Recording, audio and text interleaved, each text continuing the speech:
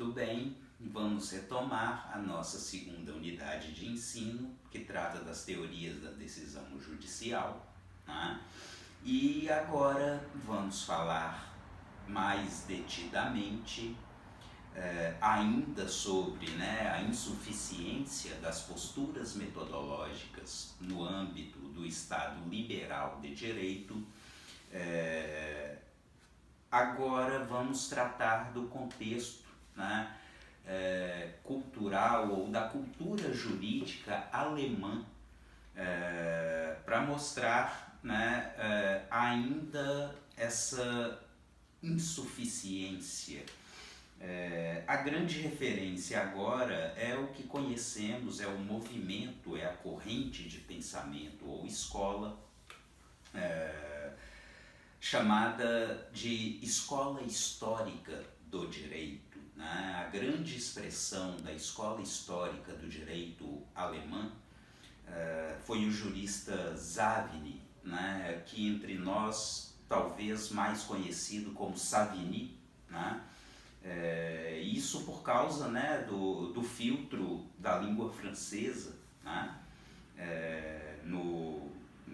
pode ser um tanto pedante, mas tratando-se de nome próprio, o correto seria Savigny, me parece mais razoável, enquanto nomes próprios eu acho que convém respeitar a origem, mas enfim, Savigny e a escola histórica do direito alemão tem características muito interessantes que eu queria destacar, ainda que brevissimamente. Na Alemanha de princípios e meados do 19, a gente precisa considerar que todo o impacto, toda a repercussão das político-jurídicas que todos sabemos se deram nos Estados Unidos da América e na França, eram bastante atenuados, apesar da expressão de filósofos iluministas como Kant, um alemão. A Alemanha, na primeira metade, em princípios do século XIX, ainda reproduzia uma dinâmica feudal, na verdade semi-feudal, ainda não tinha esse arranjo de um Estado nacional completamente unificado, então tudo bastante diferente panoramicamente. E em termos intelectuais, culturais, ou pelo menos disso que a gente chama sempre um tanto pedantemente de alta cultura, na Alemanha o movimento cultural hegemônico nesse contexto seria o romantismo alemão. E convém mostrar, ainda que muito superficialmente, que o romantismo foi um movimento cultural avesso às coisas do seu próprio tempo, ou seja, ele se caracterizava por uma certa nostalgia,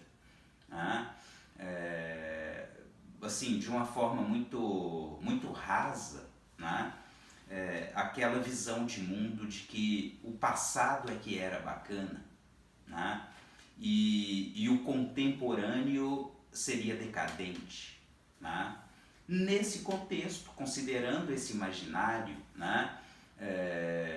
que repercutia hegemonicamente via romantismo alemão, lembrem-se de, acho que pode ser uma ilustração,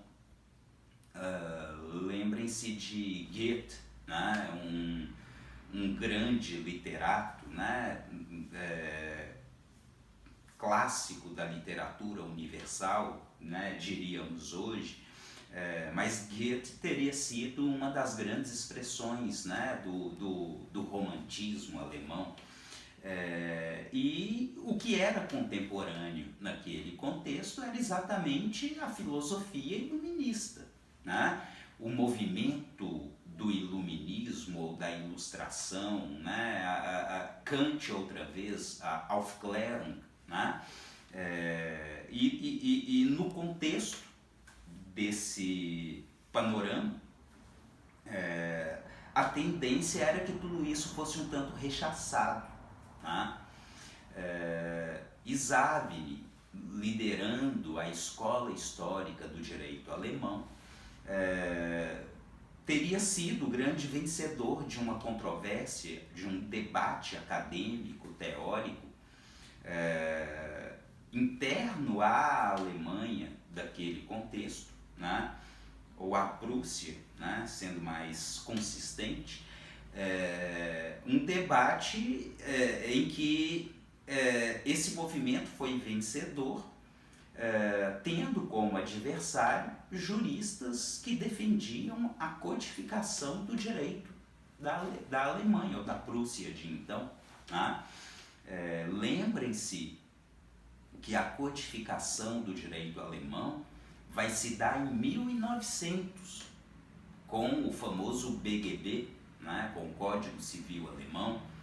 A referência anterior do Código Civil francês, também conhecido como Código de Napoleão, né, está em 1804. Né? Então, no caso da Alemanha, um século depois. Né? Isso é muito significativo para a gente. Nesse momento, a hegemonia no campo da teoria ou da ciência do direito, a hegemonia é encampada por Savigny e a escola histórica do direito alemão. Né? Se na França todo o impacto, toda a expressão estava na lei e, consequentemente, no legislador, com o êxito da escola histórica na Alemanha, toda a expressão está na doutrina, na jurisprudência, mas aí cuidado, entendendo jurisprudência como teoria, como ciência do direito, e não a jurisprudência quando a gente se refere ao sistema do common law inglês, que seria a decisão, o direito construído a partir de decisões judiciais, de precedentes, então o panorama, até porque a trajetória acadêmica e intelectual de Savigny, particularmente, fez dele um romanista ímpar. E o direito romano, na verdade, ele foi desencavado, ele foi resgatado por figuras muito interessantes, por eruditos, estudiosos, acadêmicos, os primeiros do mundo ocidental, os famosos glosadores e depois pós-glosadores das primeiras universidades da Europa a partir de meados do século XI, de princípios do século XI. Então essa era a tendência hegemônica no panorama prussiano ou alemão, reativo à repercussão da filosofia iluminista, consequentemente reativo ao jusracionalismo, mas também reativo ao movimento da codificação, ao direito codificado ou legislado. É muito singular o panorama da ciência do direito na Alemanha nesse contexto. A grande fonte do direito seria a doutrina. Vamos falar de doutrina, apesar de eu particularmente não gostar dessa expressão, para a gente não correr o risco de maus entendidos falando em jurisprudência. Então, né, considerando tudo isso, né, vocês muito possivelmente vão se lembrar, né, do mais famoso motivo, da mais famosa referência no âmbito da escola histórica do direito alemão. Né? O grande motivo seria o Volksgeist, né? Tradução, né, que a gente sempre tem por aí, o espírito do povo, né? Ou seja, sintetizando, né, o discurso, o pensamento da escola histórica de forma um tanto generalizada, o direito codificado representaria, né, uma espécie de cristalização do direito contemporâneo. Mas o contemporâneo é o decadente. E se cristalizarem o direito contemporâneo, a Alemanha vai ter um direito corrompido.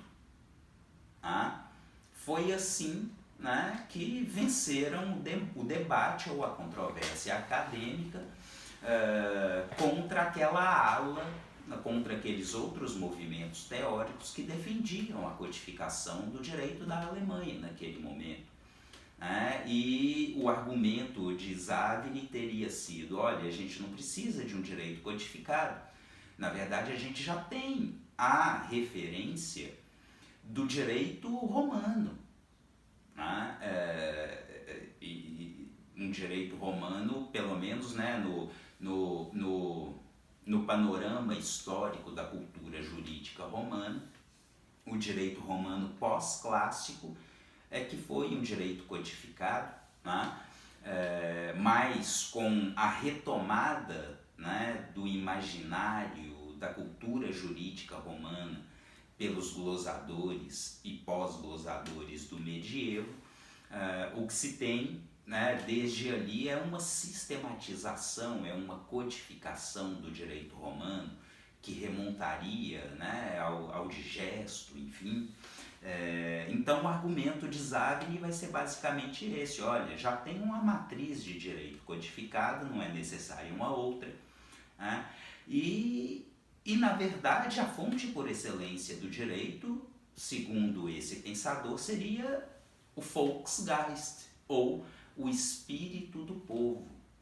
Quer dizer, um direito de base consuetudinária ou costumeira. Mas isso é muito problemático. Na verdade, isso é muito problemático porque, apesar do pretexto do espírito do povo, de um direito difuso, materializado nas práticas sociais reiteradas, há um pressuposto de que só os doutrinadores, com a sua erudição, com a sua habilidade excepcional, né, estariam legitimados ou autorizados a filtrar esse espírito do povo na forma de doutrina. Doutrinas extremamente eruditas, e que seriam, enfim, a materialização do direito, ou da fonte do direito por excelência, na Alemanha ou Prússia de então. É importante fazer menção, né? Não teria por que ser deselegante, mas convenhamos, isso é um tanto pretensioso, talvez arrogante. A gente está falando de pessoas muito finas, de extrema erudição, isso não resta dúvidas, absolutamente, mas de pessoas que compunham uma elite, uma estrita elite social, e que possivelmente tinham muito pouco contato com o povo. E seriam essas pessoas, as pessoas habilitadas a filtrar o espírito do povo na forma de um direito positivo, me parece um tanto elitista, um tanto pretensioso demais, E no panorama, né, da escola histórica do direito alemão, o que se tem é essa base que faz, né, da teoria da decisão ou das teorias da decisão, da possibilidade de interpretação do direito, algo extremamente restrito. O magistrado aplicador do direito, no caso concreto, no caso da Alemanha desse momento, ele teria que se debruçar nas doutrinas, doutrinas extremamente áridas, extremamente prolixas, eruditas, herméticas, para daí tirar o direito do caso concreto. Mais uma vez, né, algo que faz, algo que inviabiliza qualquer ideia de um devido processo constitucional, democrático. Bom, é um outro perfil de autoritarismo ainda muito presente, mas eu continuo na próxima pequena aula.